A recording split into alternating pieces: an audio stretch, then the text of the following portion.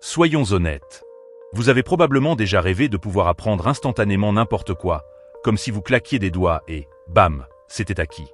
Peut-être que vous vouliez apprendre à faire un salto pour impressionner vos camarades à l'école et attirer l'attention de votre crush de 6e. Ou alors, c'était apprendre la guitare, le piano, courir plus vite, sauter plus haut, ou même maîtriser ce pas de danse viral de 2016.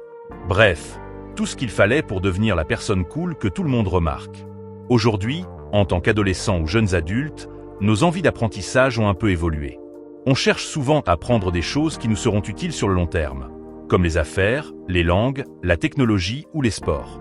Le problème, c'est que la plupart d'entre nous sommes terribles pour apprendre efficacement. Mais ce n'est pas vraiment notre faute. À l'école, on nous a appris à mémoriser des faits pour un contrôle, puis à les oublier dès que la cloche sonnait. Sauf que la mémorisation, ce n'est pas de l'apprentissage. L'apprentissage, c'est comprendre, appliquer et retenir des informations au point qu'elles deviennent une seconde nature. Pensez à la dernière fois où vous avez essayé d'apprendre quelque chose. Peut-être une nouvelle langue, un instrument de musique ou une compétence comme le codage. Qu'avez-vous fait? Vous avez probablement bachoté. Vous avez lu beaucoup, regardé plein de tutoriels. Et au final, pas grand-chose n'a collé. Pourquoi? Parce que la plupart d'entre nous se concentrent sur l'input, lire, regarder, écouter, alors qu'on devrait se concentrer sur l'output. Faire, pratiquer et enseigner. C'est comme essayer d'apprendre à nager en lisant un livre sur la natation. Vous connaîtrez peut-être la théorie, mais la première fois que vous entrerez dans l'eau, vous coulerez. L'apprentissage, c'est avant tout un sport de contact. Vous devez mettre les mains dans le cambouis ou, dans ce cas, dans l'eau.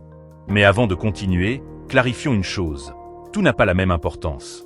La règle des 80-20, aussi appelée principe de Pareto, dit que 80% de vos résultats proviennent de 20% de vos efforts. En matière d'apprentissage, cela signifie qu'il faut se concentrer sur les principes fondamentaux qui rapportent le plus. Vous voulez apprendre une nouvelle langue? Oubliez l'idée de mémoriser 10 000 mots. Concentrez-vous sur les 1000 mots les plus couramment utilisés, ils couvrent déjà 80% des conversations quotidiennes. Vous voulez jouer de la guitare? Maîtrisez les accords de base avant de vous lancer dans des solos complexes.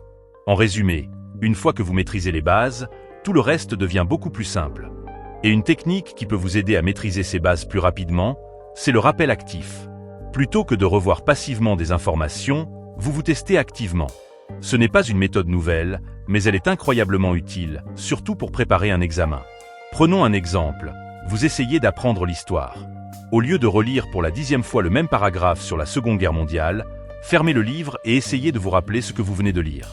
Cela force votre cerveau à travailler davantage, ce qui renforce votre mémoire en retour. C'est un peu comme soulever des poids, mais pour votre cerveau. Si vous vous contentez de regarder les haltères, vous ne deviendrez pas plus fort. Vous devez les soulever et faire l'effort. Mais attention, cela ne signifie pas que vous devez surcharger votre cerveau. Le bachotage peut donner l'impression d'être productif sur le moment, mais ce n'est qu'une solution à court terme. L'effet d'espacement, en revanche, est une stratégie à long terme. Ce principe stipule que vous apprenez mieux en répartissant vos sessions d'études dans le temps idéalement, 30 à 60 minutes par jour tout au long de la semaine, si possible. Voici pourquoi. Chaque fois que vous revisitez un sujet, votre cerveau doit aller chercher cette information dans sa mémoire. Plus vous le faites, plus cette connexion devient forte. C'est comme tracer un chemin dans une forêt. La première fois, c'est rugueux et encombré.